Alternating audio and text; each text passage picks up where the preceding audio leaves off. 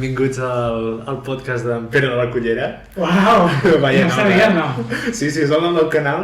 M'he creat el canal de YouTube, la compte d'Instagram, i m'han començat a seguir gent sense saber què és. En sèrio? O sigui, només posa la biografia, posa un intent d'emprenedor intentant coses, i surto jo amb una cullera aquí.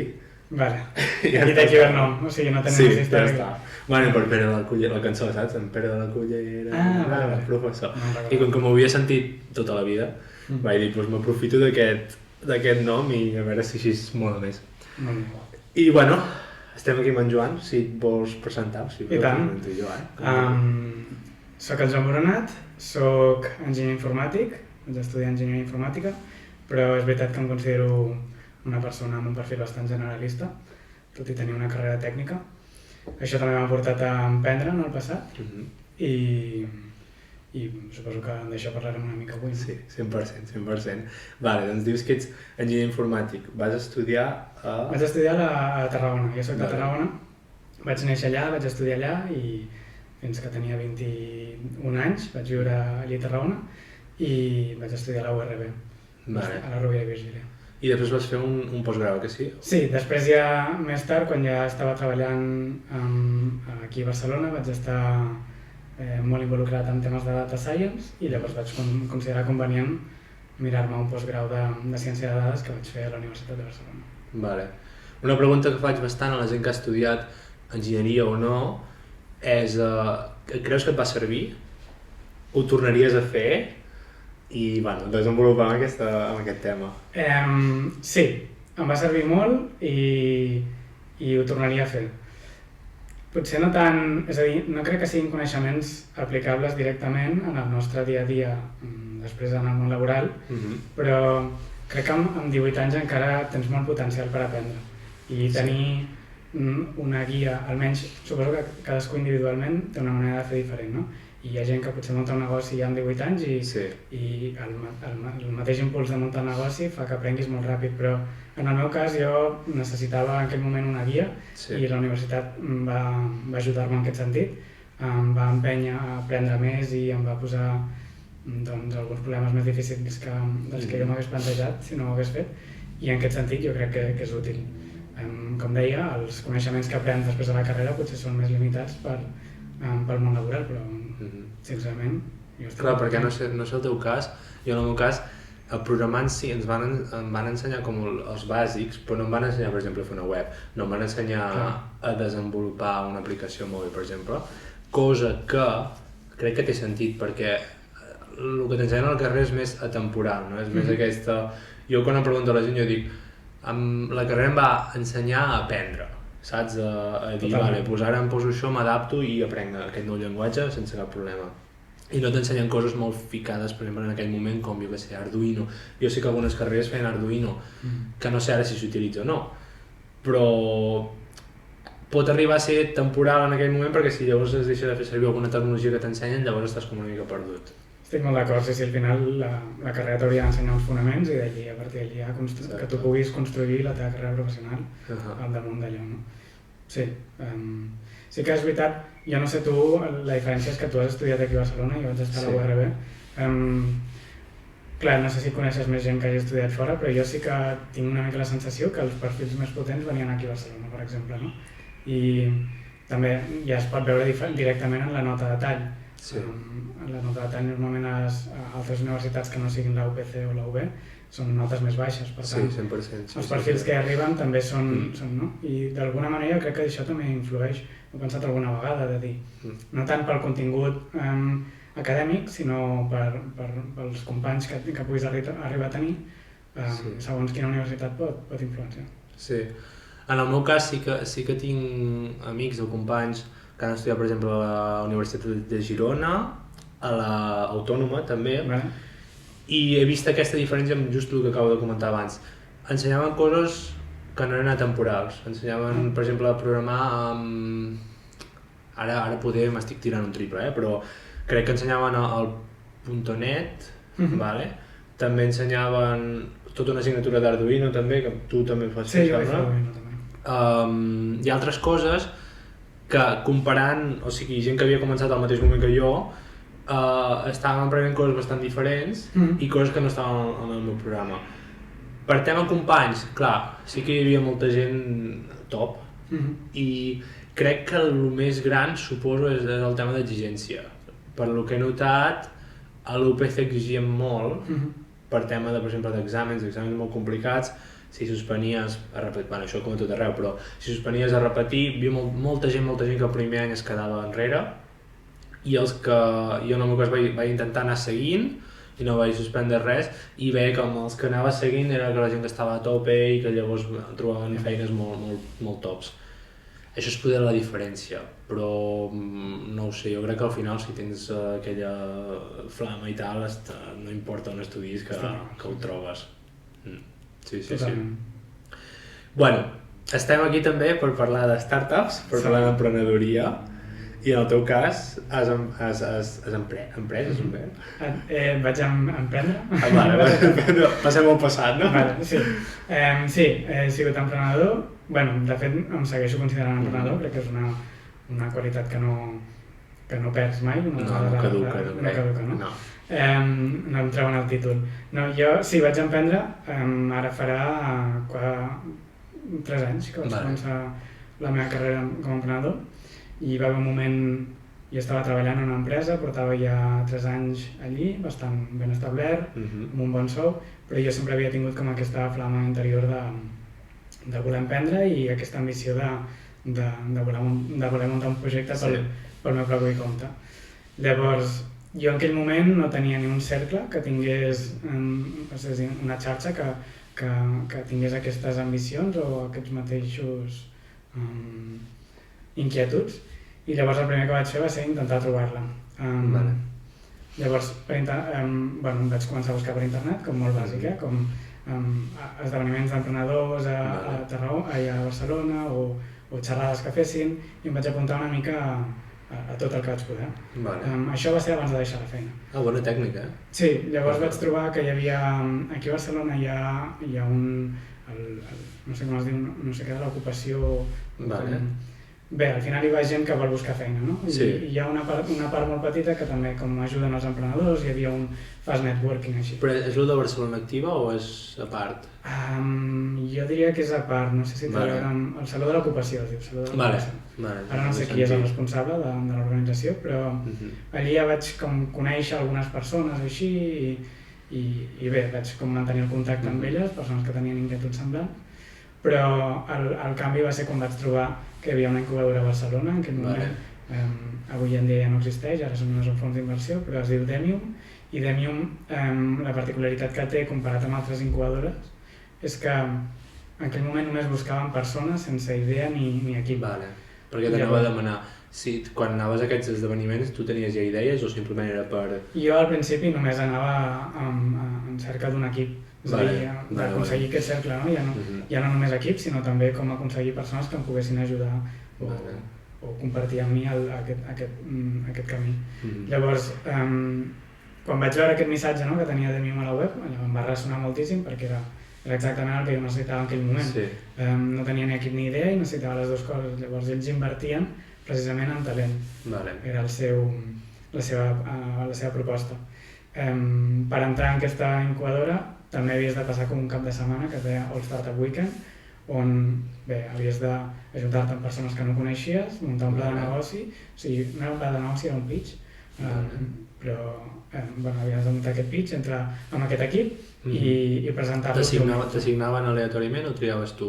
Triaves tu, però era bastant ràpid tot, és a dir, al final era aleatori, en cert sentit, perquè jo tenia una introducció d'1 minut de cada un d'ells, eren 20 persones, tenia només 1 minut, jo vaig conèixer molt poc d'aquelles persones i em vaig haver d'ajuntar amb qui em va semblar.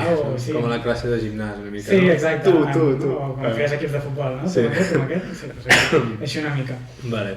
Però bé, allí em va dir, el nostre equip no va passar l'All-Startup Weekend, o sigui, l'All-Startup Weekend al final era un procés de selecció, passava l'equip que guanyava l'All-Startup Weekend i després perfils individuals que els mentors havien escollit.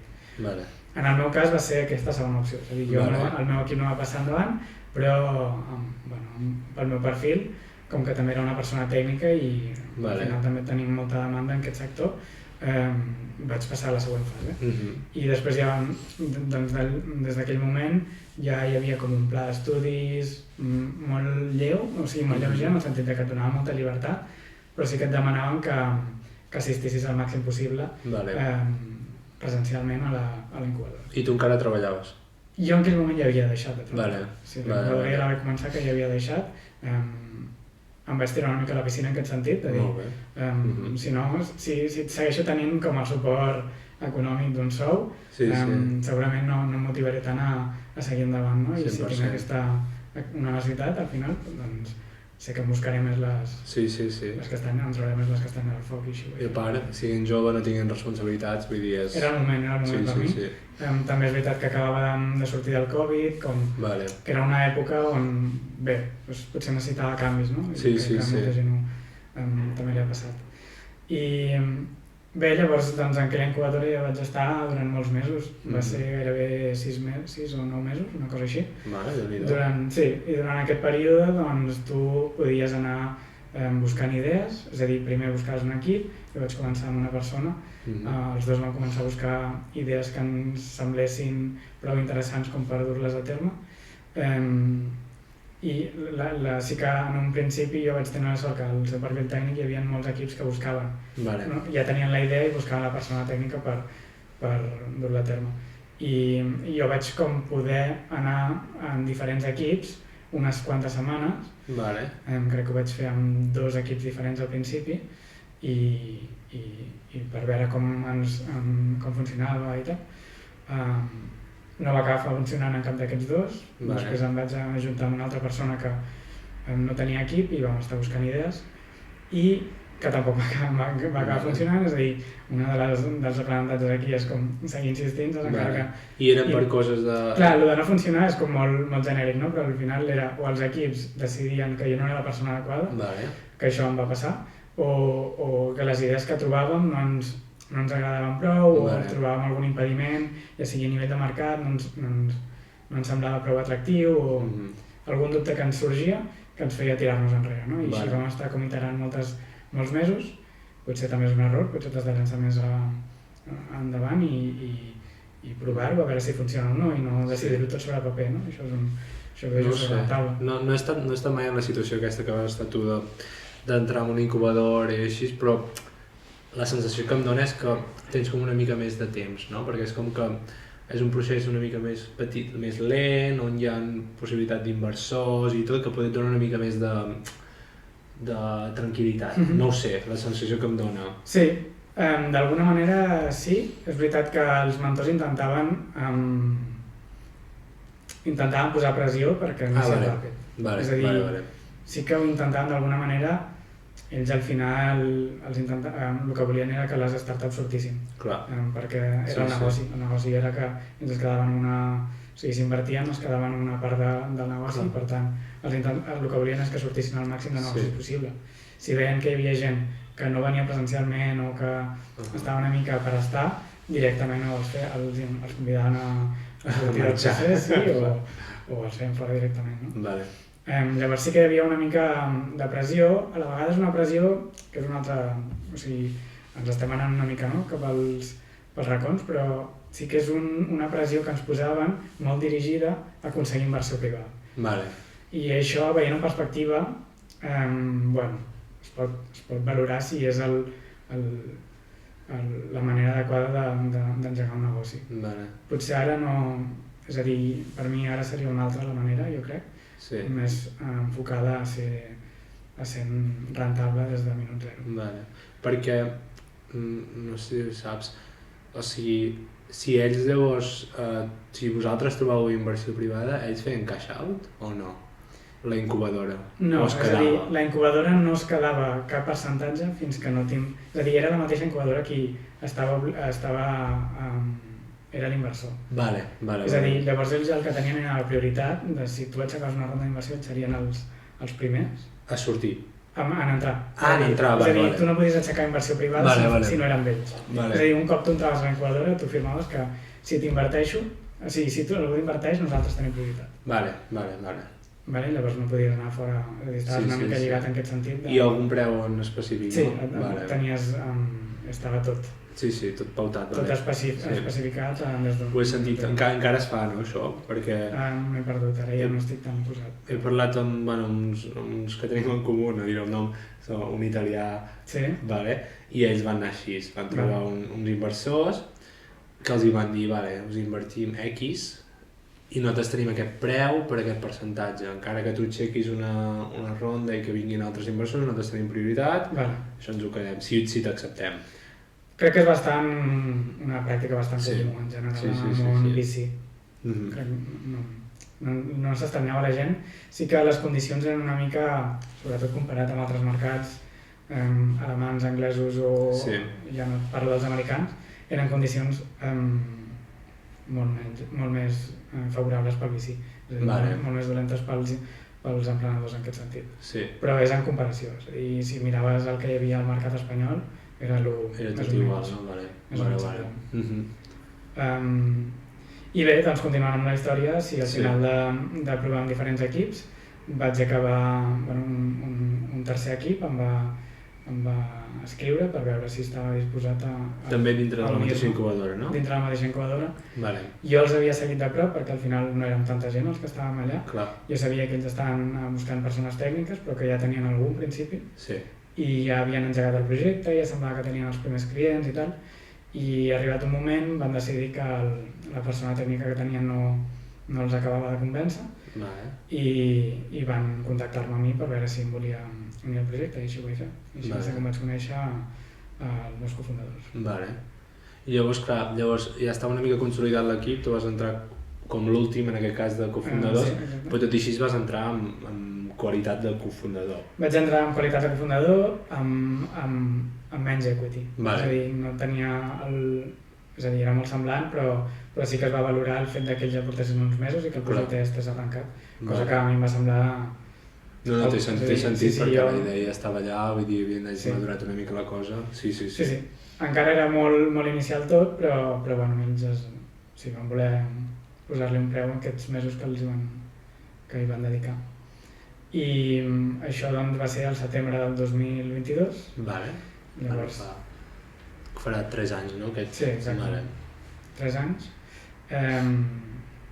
Sí, ho he dit bé, setembre del 2022. I llavors jo vaig... Quan vaig entrar, ja era una de les condicions que tenien els inversors perquè els donessin els diners, no? És a dir, perquè ens donessin la inversió necessitaven una persona tècnica a l'equip, necessitaven l'equip complet. Sí. Llavors a ells també els hi corria certa pressa, no? Perquè els inversors no es fessin enrere. Clar. I així va ser, és a dir, jo vaig entrar a l'equip i al cap d'un mes ja ens van... I hi havia alguna cosa feta ja d'aplicació o era tot conceptual? Clar, aquí jo crec que això m'ho van vendre molt bé i va ser un dels motius pels quals vaig entrar perquè vaig veure el potencial que tenien ells com a equip, no? Que sense tenir persones tècniques ells van decidir fer un MVP amb una eina no-code que es diu Webflow. Sí. I és una eina que en principi només funciona per fer pàgines web, que poden ser o blogs, és a dir, és bastant completa l'eina, però no està pensada per fer producte. I en canvi ells van aconseguir hackejar-ho d'una manera que van aconseguir fer un producte i jo vaig veure'l i clar, vaig al·lucinar de dir, ostres, però això ja és, ja podeu aconseguir clients amb això, ja no necessiteu a ningú. I el fet que jo també els donés com aquesta aprovació també els va agradar per agafar-me a mi dins de l'equip, és a dir, ells van veure que jo també entenia la metodologia Lean, no? De dir, si no tenim una persona que pugui programar això, ens traiem les castanyes del foc, sí, molt bé, I de fet vam continuar amb aquell MVP durant uns mesos, fins que vam aconseguir la nostra pròpia plataforma, però allò ja ens permetia gestionar els primers clients, per tant ja era suficient. Perquè la idea en si què era? Llavors, Magneto és una startup B2B que és un SaaS per empreses que ajuda a gestionar marques personals de LinkedIn.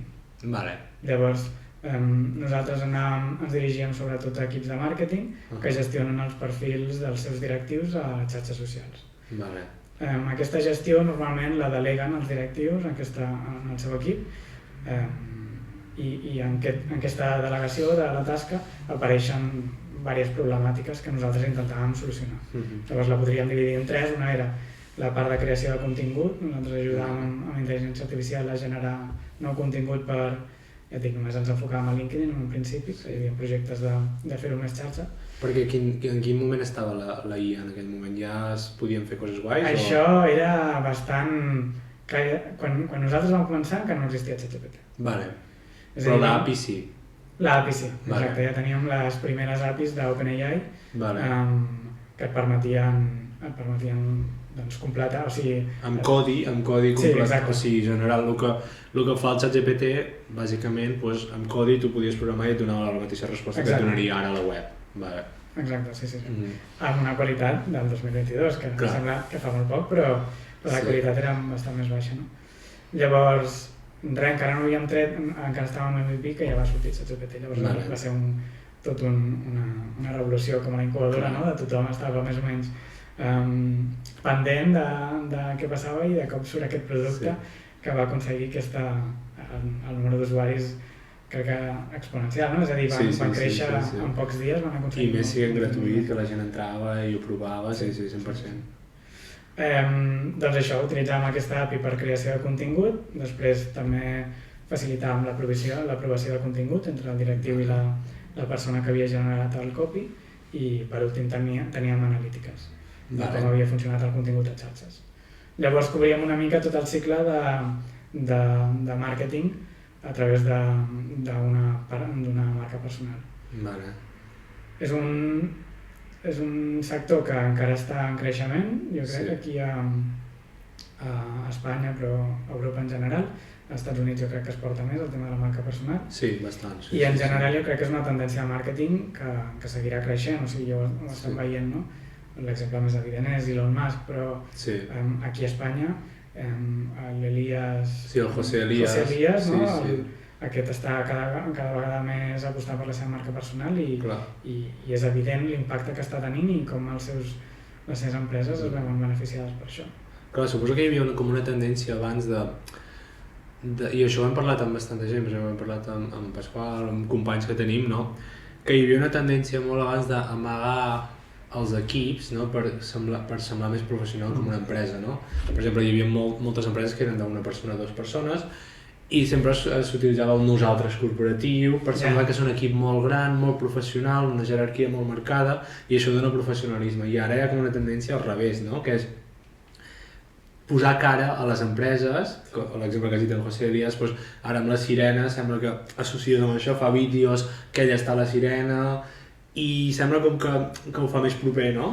El fet de saber qui està darrere o qui és el propietari d'aquesta empresa, i amb les xarxes socials això funciona molt, amb negocis online funciona molt, i ho veiem molt als Estats Units, és veritat, el fet de dir jo faig créixer la meva marca personal, llavors indirectament m'arriben molt més clients que no pas si no saben qui soc, o sigui que sí.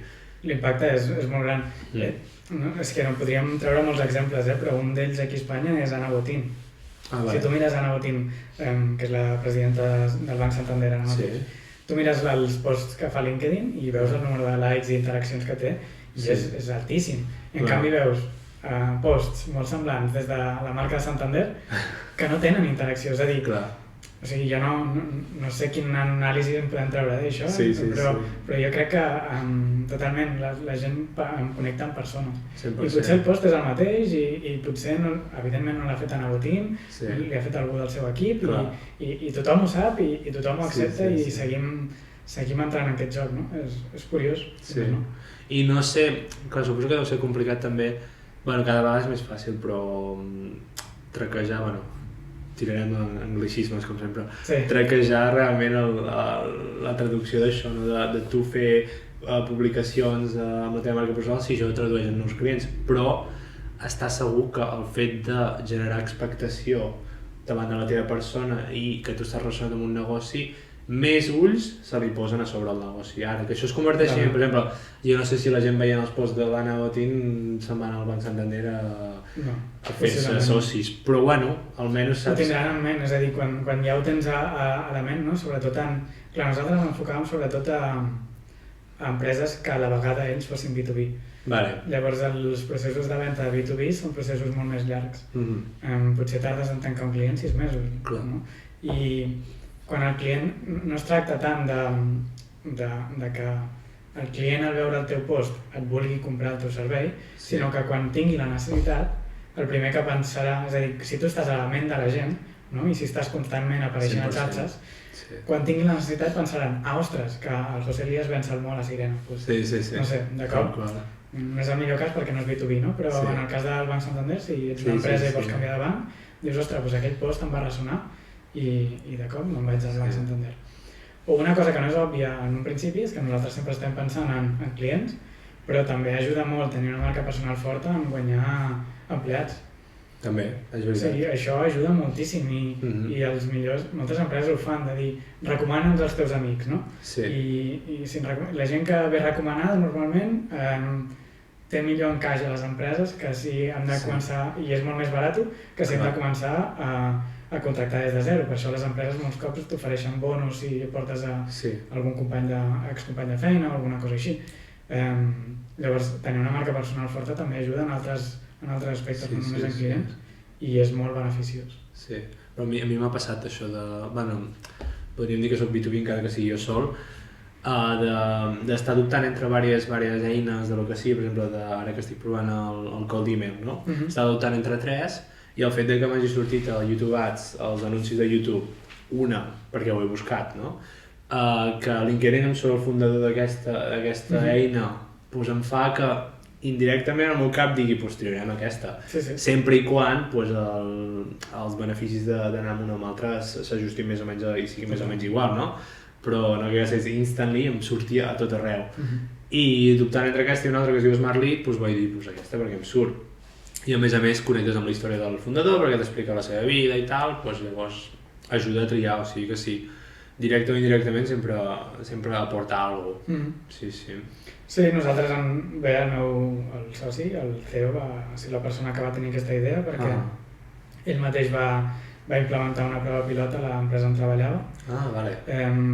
Com va fer que el seu equip comencés a publicar xarxes socials de manera massiva, entre cometes, i va aconseguir molt bones ventes. Llavors això va dir, ostres, potser estem...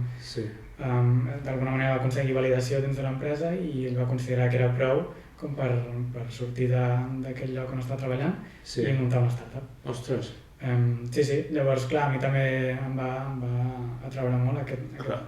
Era una idea que ja estava validada, no? Sí. Llavors tenia molt de sentit. I super lean també, com has dit, no? Super, hòstia, molt bé. I llavors, doncs teníeu aquest MVP, que és el que fèieu servir, que era no code, que el fèieu per vendre, i llavors en quin moment, perquè vau tenir inversió? Vam tenir la inversió de Demium i després també vam tenir inversió privada per part dels socis i una INISA. O sigui, va entrar bastant de capital per poder començar a desenvolupar més, contractar i tot, no? En quin moment, o sigui, MVP, llavors la inversió va venir primer, llavors vau fer la versió vostra in-house? Vam fer una primera ronda on entrava Demium i la nostra inversió privada i després després va venir l'Enisa més tard, ho vam acabar empaquetant com una sola ronda perquè l'Enisa depenia de la primera inversió privada i un any després vam fer una altra ronda de socis. I llavors, entre aquests 2 anys, llavors va haver-hi, ja van començar a entrar clients. Abans de la inversió ja hi havia clients? Abans de la inversió vam tenir el primer client, un client que va ser puntual, és a dir, vam fer una espècie de xerrada a una empresa que tenien necessitats de marques personals o volien conèixer més. I després ja vam començar a tenir els primers clients recurrents. Pocs, però... I en aquell moment treballàvem més aviat com una agència. Llavors nosaltres personalment ens encarregàvem de, si ho fèiem encara no hi havia ChatGPT, Vale. però sí que ja començàvem a utilitzar eines per crear copies, no? Sí que ja existien Vale. ja algunes eines que ja utilitzaven l'API per ajudar-te a fer copies. Vale. Llavors la proposta de valor al principi era més et creem el contingut per la teva imatge de marca i llavors ja va ser, la idea va ser més transicionar a que les empreses que ja tinguin algú encarregat de màrqueting ho faci ell. Exacte. Vale. I sobretot que pugui aprovar-los, és a dir, un dels Vale. els problemes principals que ens trobàvem és no tenim idees Sí. i l'altre és els directius no tenen temps per revisar el contingut que jo els envio per mail, per WhatsApp, Vale. on sigui, no? És a dir, hi havia aquí també era una comunicació multicanal que no era gens efectiva i el que acabava passant és que uns recursos que s'havien dedicat per que aquella marca personal sigui activa no acabaven tenint resultat perquè la marca personal seguia sense publicar perquè hi havia una persona que no podia aprovar el contingut perquè era multicanal, perquè era com tot un procés més complex del que això, no? Si jo et demano canvis, ja tenim 2 versions amb els canvis fets, és a dir, bueno, és més...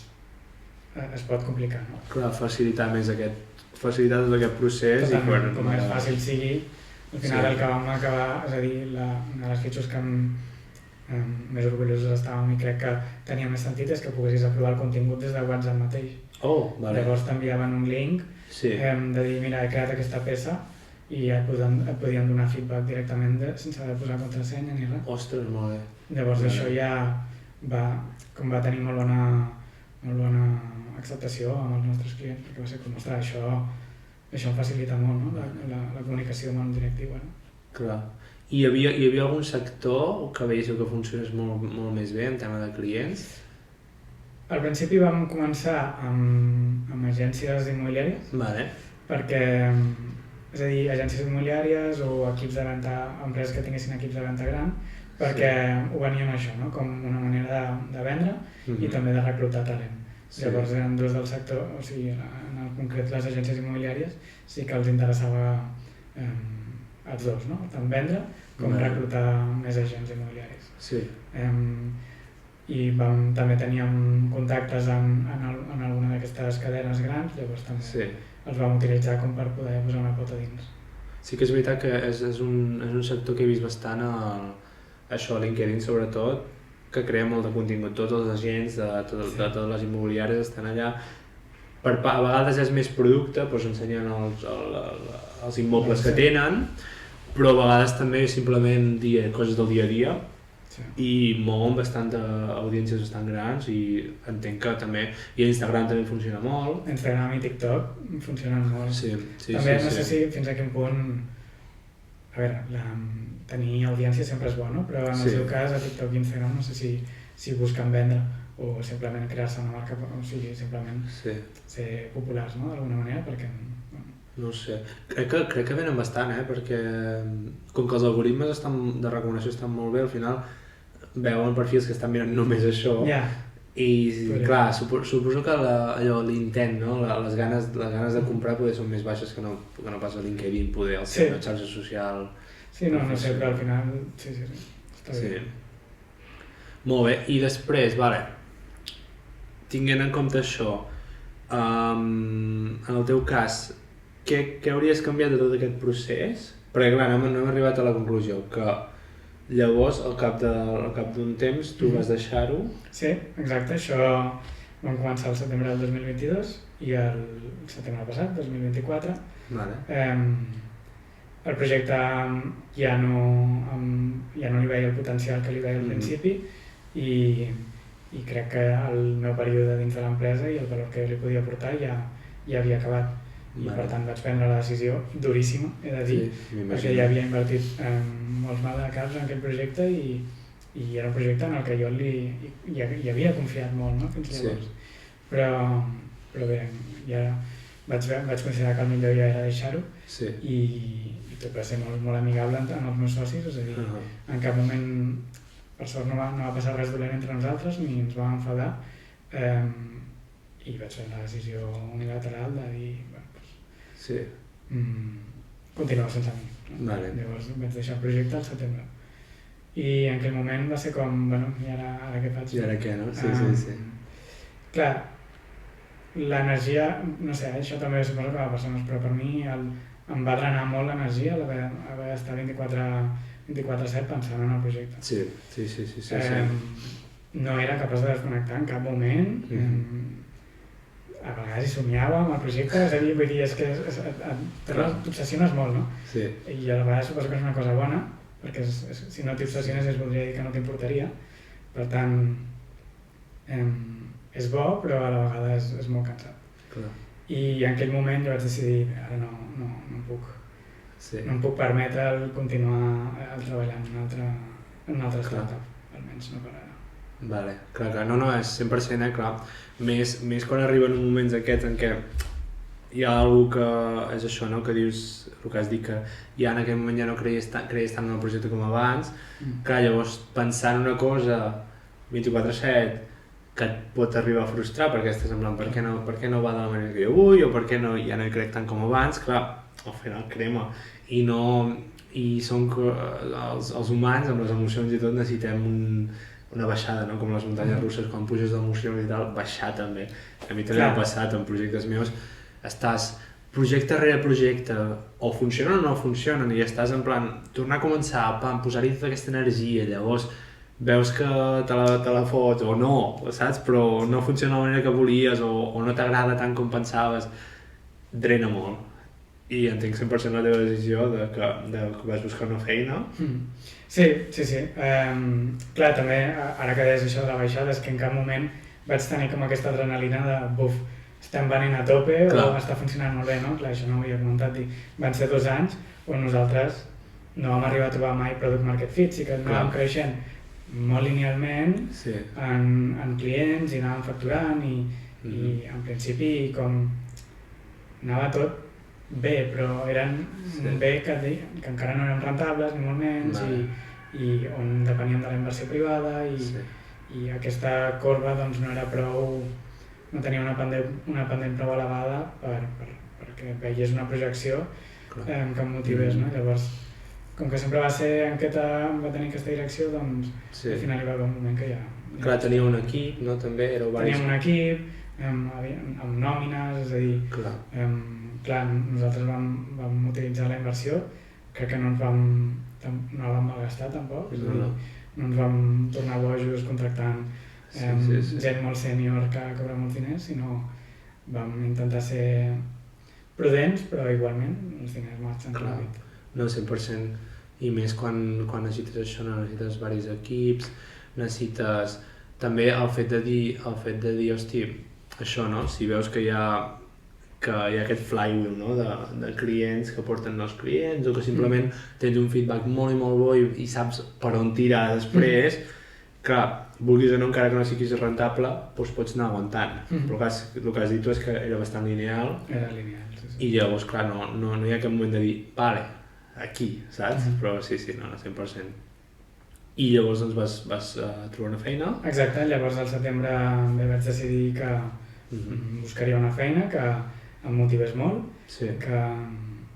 que també estigués relacionada amb el món startup, és a dir, em segueix agradant, no? I d'on pogués aprendre, és a dir, jo vaig estar gairebé 2 anys dirigint la part tècnica d'una startup i no va anar bé, no? Llavors, i va ser una fase molt inicial, és a dir, començàvem des de 0 i havíem d'arribar a 1. Tenia ganes d'estar en una empresa que sent una startup estigués en una fase més avançada i d'on pogués aprendre, no? Del que ja havien aconseguit.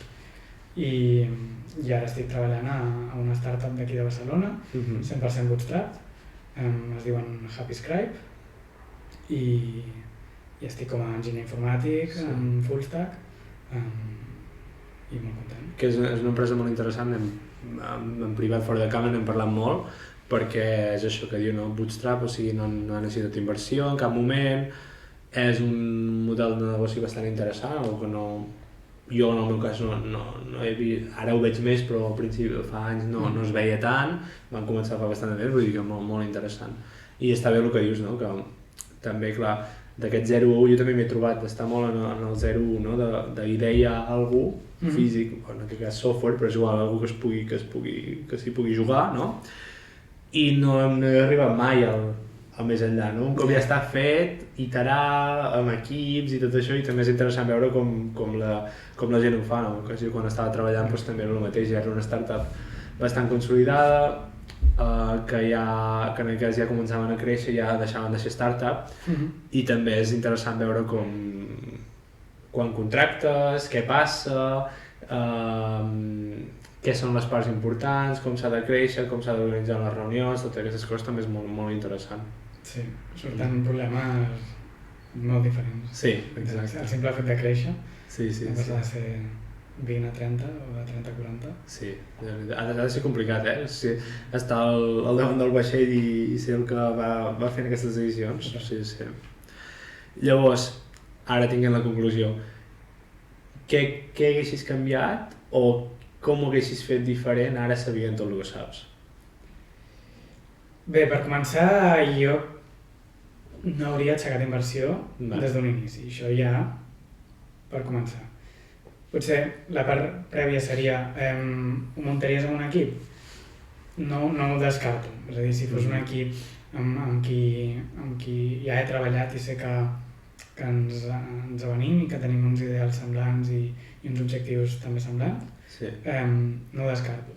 Crec que és útil, crec que et fa anar més ràpid i més lluny, no? És més difícil perdre la motivació quan és compartida. Això, llavors, amb equip o sense, no tinc una opinió molt forta, és a dir, si hi ha un equip perfecte. També valido molt la possibilitat de fer-ho, de començar des de zero una sola persona, sobretot al principi, no? Crec que no necessites més gent per avui en dia.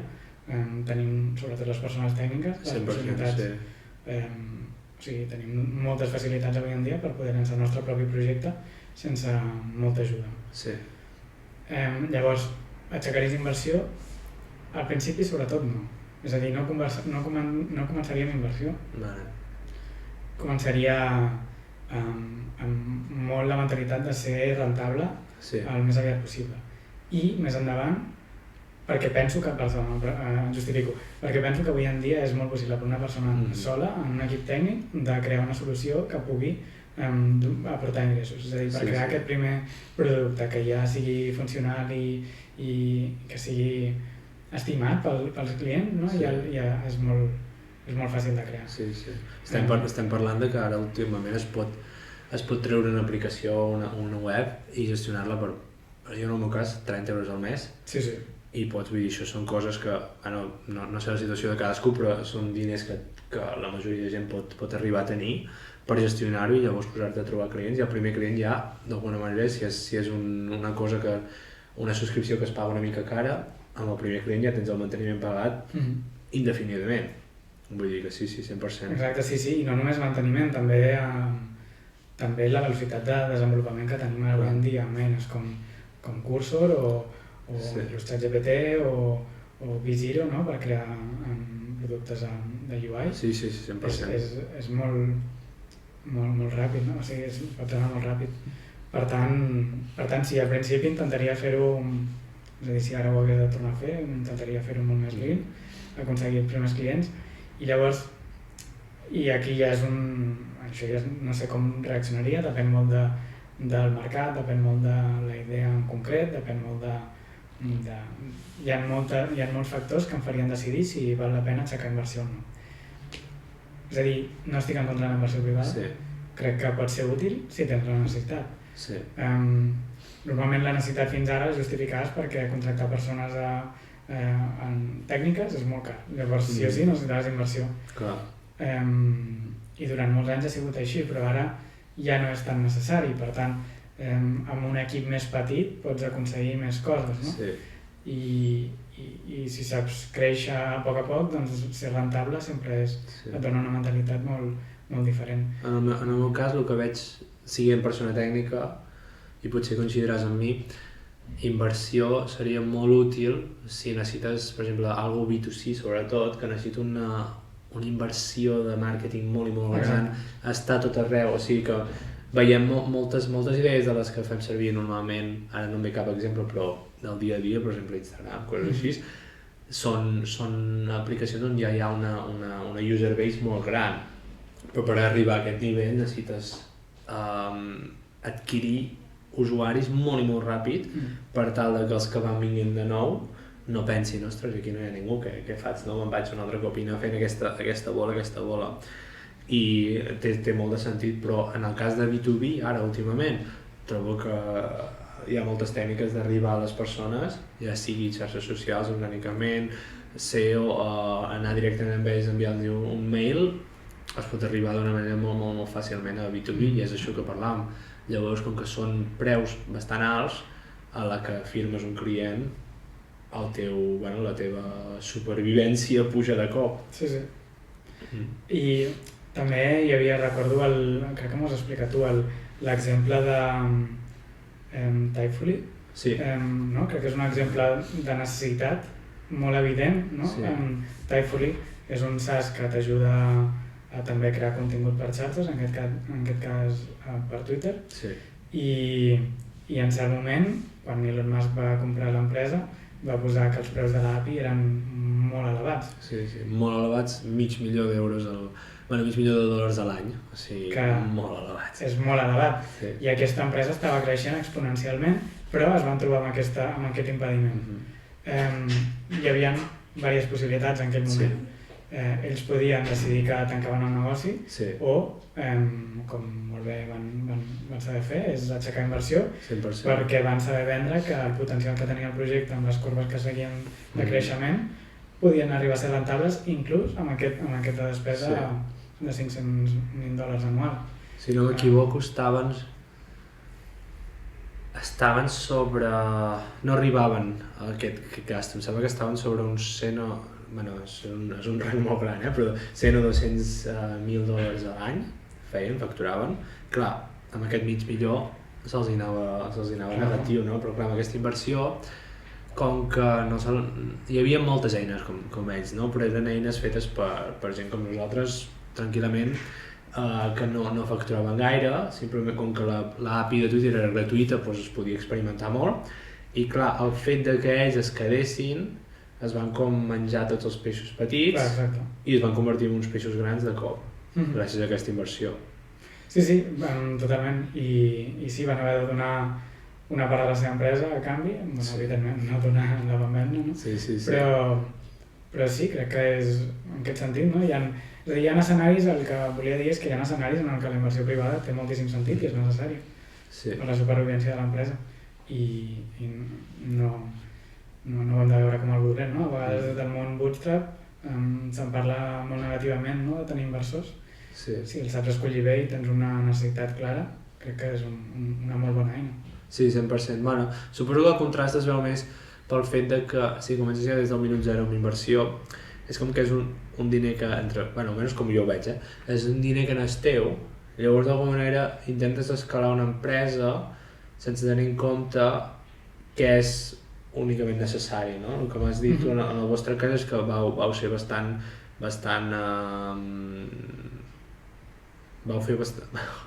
vau tenir molt de cuidado de no fer aquestes coses i de no tirar excessos perquè teniu inversió, i això és una molt bona decisió, però hi ha molta gent, sobretot es va en l'àmbit San Francisco, tot això, es veu que comencen empreses del no-res, no saben quin business model hi ha, no saben com monetitzar-ho, no saben si podran adquirir usuaris de la manera que ells volen, però igualment segueixen contractant, oficines, tot el que es necessita, no? I clar, llavors arriba un moment en què els diners s'acaben o necessiten anar de ronda en ronda fins que troben una manera de monetitzar-ho, o no. Sí, totalment. També hem de parlar hi ha hagut una bombolla, no? En el món de la inversió privada de Venture Capital i jo sí que la vaig agafar ja que estava a punt d'explotar. Van ser les últimes inversions ja que va fer el fons i... Ostres! Bé, de fet n'han fet més, però van canviar molt ja no existia la incubadora i ja no feien tan precis, sinó que miraven molt més les mètriques i en aquell moment em donava la sensació que estaven invertint a qualsevol persona que tingués un pitch decent. És a dir, necessitaves molt poc per convèncer inversors al 2021 perquè t'invertissin, et donessin diners. I això també era com poc intuïtiu al principi, perquè era com, semblava que aixecar diners fos molt complicat, i el complicat és crear un negoci. Clar. Llavors, clar, com tota la teva mentalitat anava enfocada a no, he d'aixecar diners, i realment era un mal objectiu. Clar. Aixecar diners, hem de construir un negoci vàlid, Sí. i hem de créixer, i si per fer-ho necessitem diners, els aixequem. Clar. Però bé, com tot el mecanisme, tal com estava muntat tot, et portava com en aquesta roda de no, inversió. Sí. I no hi pensaves només. Clar. I tornant a això, doncs llavors, un d'aquests canvis seria no t'importa si és amb un cofundador o no, intentaries ser bootstrap, intentaries autofinanciar-te al principi, i si necessites inversió, invertir. Alguna altra cosa que veiessis?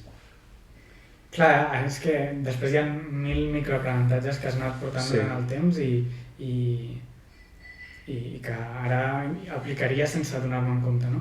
Potser jo crec que al principi, no sé, no teníem prou focus. És a dir, la capacitat de concentració en un sol pain és molt més complex del que sembla en principi, perquè a la que tu comences a tenir un sol client, és a dir, al principi tu dius que sí a tot, perquè tu vols beneïnes, està clar, no? I comences a dir que sí al teu tiet, i comences a dir que sí a no sé qui, que no té un pain relativament semblant, no? Sí. I de cop mires la teva cartera de clients i no hi ha ningú que s'assembli, no? Almenys ha de ser el nostre cas, no? Llavors, a qui escoltaves en aquell moment? A qui escoltes? Perquè tothom t'està portant una mica de diners. Llavors, quan no... Ara és fàcil veure-ho i explicar-ho així, és simplista, no? Sí. Però en el seu moment nosaltres com acceptàvem una mica les peticions de gairebé tothom. Clar. I acabaves amb un producte super genèric que no era molt poc profund i per tant no agradava a cap dels teus clients. Clar. És a dir, era un producte vitamina, no? Que es diu a vegades, de dir, sí, va bé, però pagaria, o sigui, potser reviso i ja no pago aquest mes, saps? Perquè realment no m'està aportant tant. Llavors, enfocar-nos a un sol client és, o sigui, aquest focus tant de pain com de quin tipus de client vols, com a quin feedback escoltes. Bueno, ho resumeixo com a focus, però al final té moltes implicacions. Sí. No, clar, és normal, és això, no, clar. Et diuen, un dels lemes més importants de l'emprenedoria és escolta els teus clients. Sí. I clar, però has de saber a quins. Exacte. Clar, perquè... I no és gens evident. I inclús quan no són clients també diuen, bueno, parla amb usuaris, parla amb clients potencials, no? A mi m'ha passat d'intentar validar una idea i parles amb molta gent i clar, un et surt amb una cosa i si s'alinea una mica amb el que t'agradaria implementar, doncs hi vas de caps. Però clar, no has entès que potser aquesta persona és un cas especial o que potser inclús et diu que pagaria per aquest problema tan gran que té i al final quan un cop està acabat el producte no paga. Perquè no és un problema tan gran, simplement tenia ganes d'explayar-se i dir hòstia, la meva feina és molt complicada, em falla això i això, i tu dius, vale, perfecte, t'ho faré, però no, saps? I sí, 100%. Clar, també suposo que és el volum, no? Clar, si escoltes els teus usuaris però són els primers usuaris i són molt pocs, és difícil veure si realment és això, no? Que és un focus o és un problema tan gran per molta gent. Exacte, sí. Conèixer... Perquè a vegades tu pots tenir un client, sobretot amb B2B passa, no? De cop tens un client que et porta el 50% dels teus ingressos mensuals. Clar. Me l'he d'escoltar molt? O sigui, fins a quin punt me l'he d'escoltar? Clar. Quants clients d'aquest tipus hi ha? Potser és l'únic, no? Llavors, si me l'escolto molt, sí, li faré alguna cosa molt bé, molt xulo per ell, però em quedaré només amb ell, no? I tindré una dependència màxima. En canvi, potser hi ha clients que estan pagant menys, però que n'hi ha molts, i potser crear alguna cosa específic per ell seria el millor. Sí. És un problema... Sí, és un problema gran. A mi se'm va fer molt... És complicat, no és gens evident. Sí, i de fet les converses que tenim amb molta... Tenim una... Ja ho he mencionat alguna vegada al podcast, però... Bueno, n'he fet dos, però... Bueno, ho has mencionat, tenim aquesta comunitat d'emprenedors, d'indie hackers, de persones que treballen en projectes normalment sols, i el tema més ocorrent i el tema que parlem més és com obtenir idees, com validar aquestes idees perquè siguin idees útils per a algú i que llavors es puguin monetitzar i que realment ajudin a varis usuaris, no? I és la part més complicada, és la part que encara que la tecnologia avanci això és molt humà i llavors has de tenir sistemes o una visió molt clara de com validar aquesta idea, perquè si no et poses en aquest bucle de treballar, acabes un projecte, estàs 8 mesos treballant en aquest projecte i ningú ho vol. Sí, és un tema important. Potser més endavant trobarem alguna manera de validar aquestes idees. Sí, tant de bo. Jo vaig parlar amb un noi que estava estudiant a Stanford IA, no? Intel·ligència artificial, i volia solventar aquest problema. Molt a saco, que ja crec que ja ho vaig mencionar a la reunió aquesta d'Indie Hackers, però ell volia fer amb la intel·ligència artificial milers de pàgines web amb diferents productes i llavors deixar-ho anar a internet, intentar que hi hagi molt de tràfic, i són idees que la mateixa intel·ligència artificial hi havia donat i havia creat la pàgina web igual també la intel·ligència artificial, i llavors veure quines tenien més tràfic, quines tenien més usuaris interessats que clicaven i deien compte, posa mi, quan estigui preparat aquest producte jo el vull, no? I d'alguna manera validar quines eren les millors idees, anar-les reduint fins que se'n quedés amb una o amb dues i llavors implementar aquestes.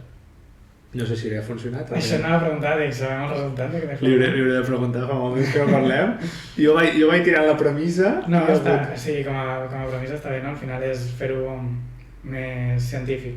Intentar-ho fer científic. Exacte. Sí. I sense emoció, no? Perquè no ets tu que has triat la idea i que a vegades sembla que els emprenedors estan com molt arrelats a la seva idea perquè és la seva idea i se l'estimen molt i tot. Bastant fred, no? Aquesta manera. Tot surt de la IA i el que arriba. I potser t'arriba una idea que no t'agrada ni...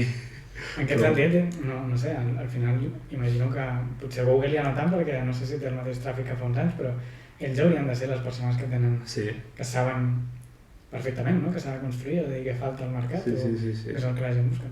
És veritat que a vegades una cosa que sí que ens vam trobar bastant és que la gent a vegades no té la curiositat per buscar si hi ha alguna solució que els ajudi.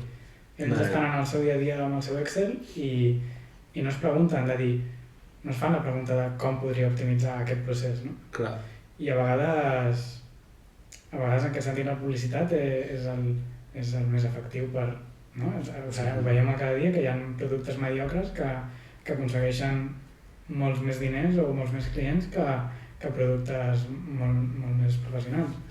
I és perquè a vegades és la primera persona que t'ha arribat a parlar d'aquell producte, no? És a dir, és el primer input que t'ha arribat sobre el mercat, que hi ha una solució que et va bé a tu pels a través de la publicitat. Sí, i llavors hi ha un fenomen molt important que pels usuaris no és del tot bo, però per als emprenedors és que llavors hi ha molta fricció a l'hora de canviar d'eines, no? Si tu ets el primer que arribes a un client perquè no ha pres el temps de buscar-ho o perquè simplement ha trobat que la teva idea era la millor de les que ha vist, un cop s'acostuma a aquesta idea, a aquesta eina, un cop s'acostuma als processos que tu li aportes com a empresa, per canviar hi han d'haver uns factors molt i molt importants, ja sigui preu, ja sigui que el producte al final no funciona de la manera que ell esperava, perquè aquest usuari canvia a un altre. Llavors, si trobes sectors en el que encara està molt per explorar, que cada vegada és més complicat,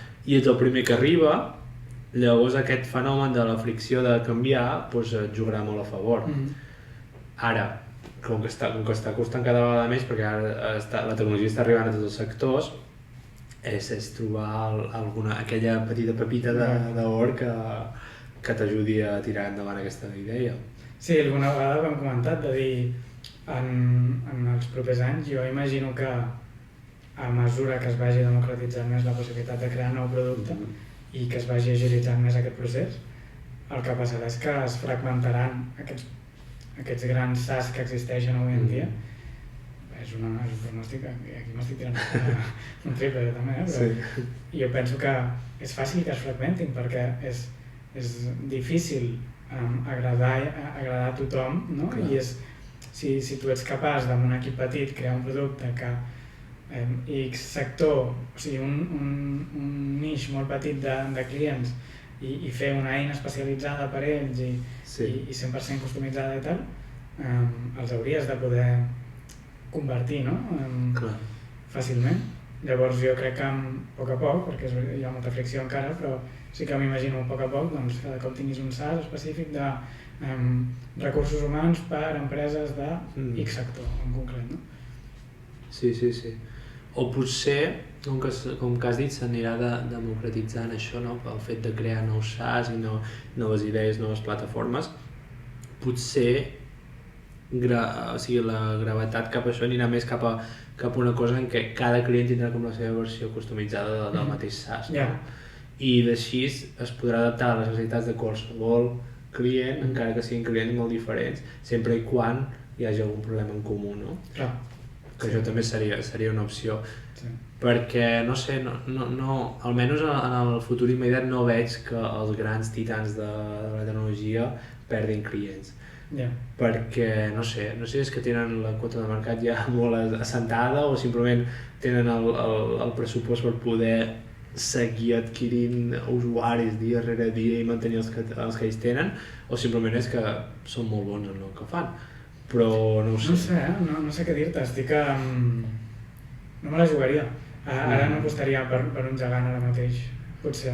És a dir, hi ha gegants que sí, no? O sigui, els gegants se'l cauran en 2 dies, però és veritat que ara es parla moltíssim dels agents, no? I de com els agents poden canviar moltes coses i tindrem agents per tots.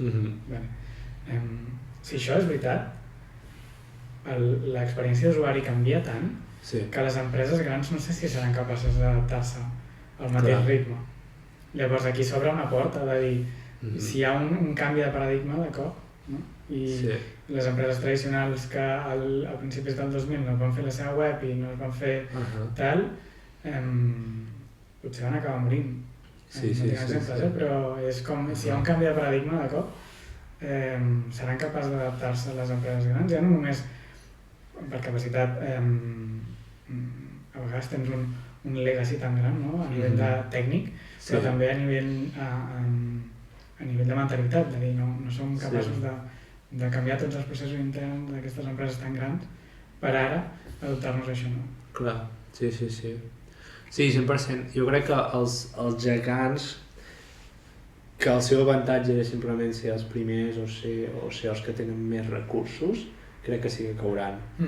Però hi ha gegants que no els veig caure per raons, per exemple, que tenen alguna cosa que és molt difícil de replicar, no? Per exemple, en el cas de Google, ja sé que ara es parla molt de que la gent deixarà d'utilitzar Google perquè utilitzaran OpenAI, ChatGPT per preguntar coses i tal, però tot i així la quantitat de dades que ells tenen, la quantitat d'usuaris que mouen i totes aquestes dades es segueixen reciclant i es segueixen autoingestionant, no? Es va creixent aquesta bola, és un avantatge que no sé qui els hi pot treure. O, per exemple, Amazon, amb el tema dels servidors, la infraestructura que hi ha, tots els petits i mitjans que ofereixen els mateixos serveis utilitzen Amazon per darrere, la gran majoria. I clar, són avantatges que no sé qui els hi podria treure, que segurament m'equivoco i al final es fragmentarà tot, però, per exemple, ara em diguessis, sempre parlem sempre parlo de Deloitte i al final em diran alguna cosa, però que caigui Deloitte. Jo a Deloitte, per exemple, no sé quin avantatge tenen, saps? No el veig a simple vista, llavors veig més probablement una consultora que encara que sigui una de les primeres consultores que hi hagi al món caure, que no pas algú com Amazon que té aquesta infraestructura que és molt difícil de replicar, saps? Però bueno, són mons diferents, suposo, també. Sí. Jo crec que imperis més grans han caigut, vull dir. Sí.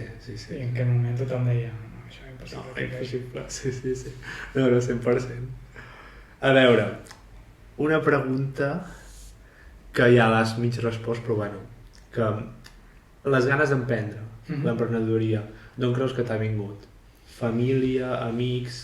De les ganes d'emprendre, jo crec que les he tingut sempre. O sigui, jo recordo ja ser petit i tenir... De fet, hi havia una anècdota que la nostra professora no sé si jo devia tenir 4 o 5 anys, ens va demanar que escrivíssim en un paper de què voleu ser quan sigueu grans, o què us imagineu que sereu.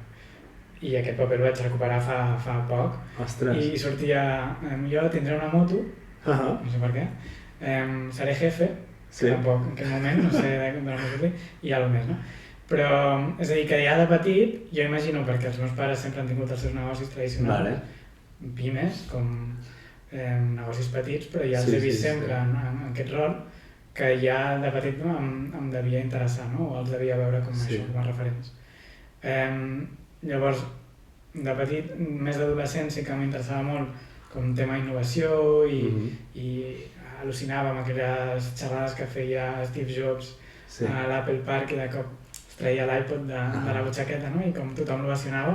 Llavors i sempre he sigut una persona que m'he considerat bastant creativa i que m'ha agradat construir sobretot, no? Jo sempre faig la broma que m'agradava molt construir Legos i ara m'agrada construir sacs, no? Al final m'agrada construir i crear coses des de zero. I aquell va ser com un període on jo volia emprendre des d'un punt de vista més creatiu i ara s'hi ha sumat, com ja més en l'etapa adulta, l'ambició més econòmica. És a dir, crec que és una mica de les tres coses, no? Com aquesta cosa que tinc arrelada dins que he tingut sempre, de tota la vida que ho he vist, després com tenir aquest poder de crear coses des de zero i crec que avui en dia és una gran carrera si ets una persona que vols guanyar llibertat, no només econòmica, sinó també a nivell de temps i el potencial que té és molt més alt que altres carreres. 100%. A més, el fet de dir aquest tipus d'una vida en la que tu decideixes una mica el rumb en què treballes, en què inverteixes el temps, que òbviament no ve només definit del que tu vols fer, simplement ve dels clients i tot el que sigui, però la direcció sembla que d'alguna manera la tens, el timó el tens una mica més tu que no pas siguin un empleat, no? És la sensació que dona almenys.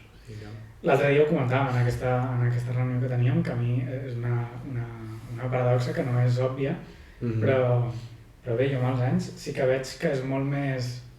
Tens un risc gairebé més elevat no sent emprenedor, almenys per mi, que sent. És a dir, que treballant per compte d'altri.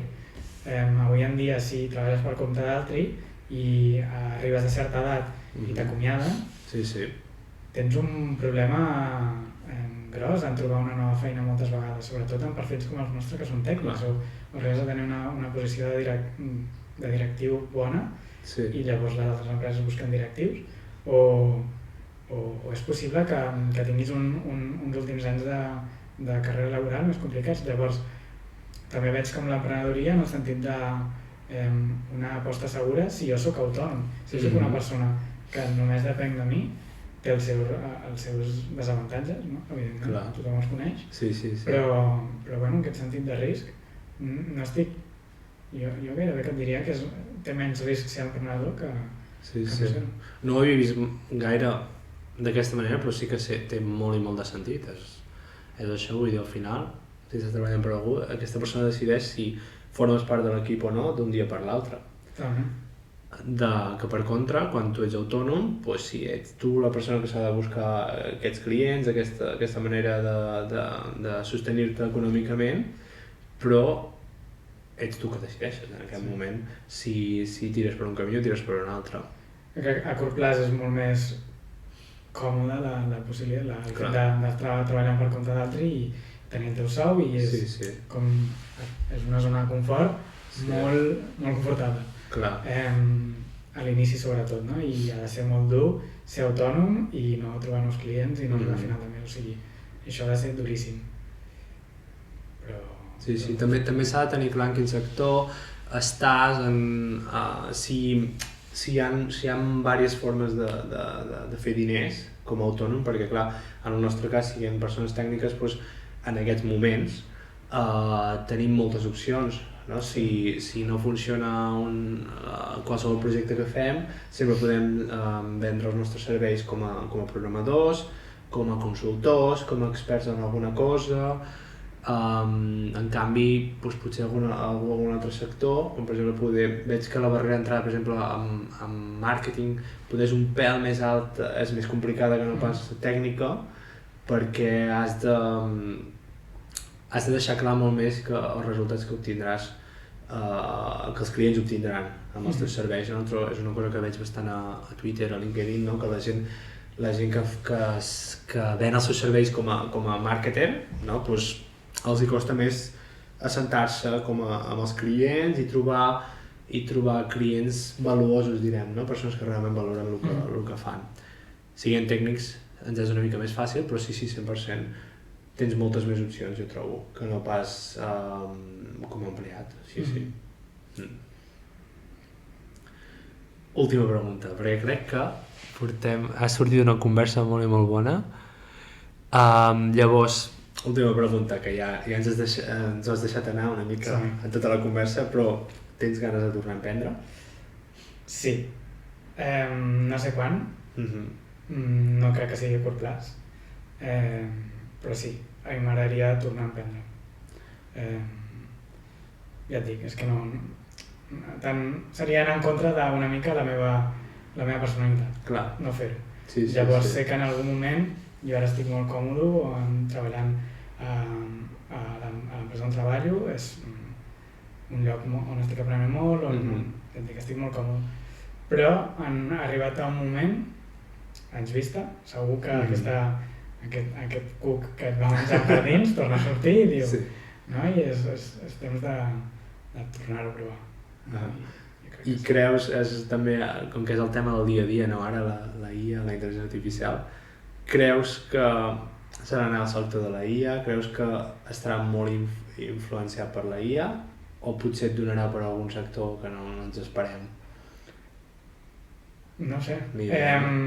Jo espero que sigui a la IA, és a dir, veig moltes possibilitats que sigui relacionat amb la IA, perquè al final és un sector en el que estic relativament a prop i que conec relativament, i perquè crec que estan en creixement.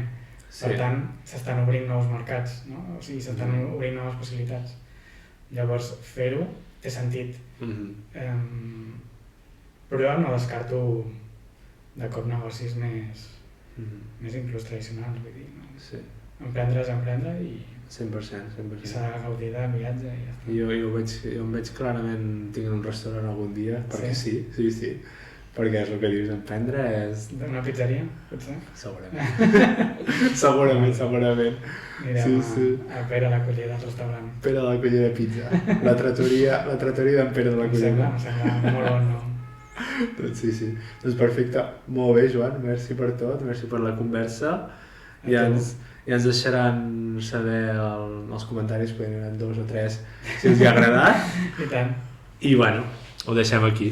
Molt bé. Moltes gràcies. A tu.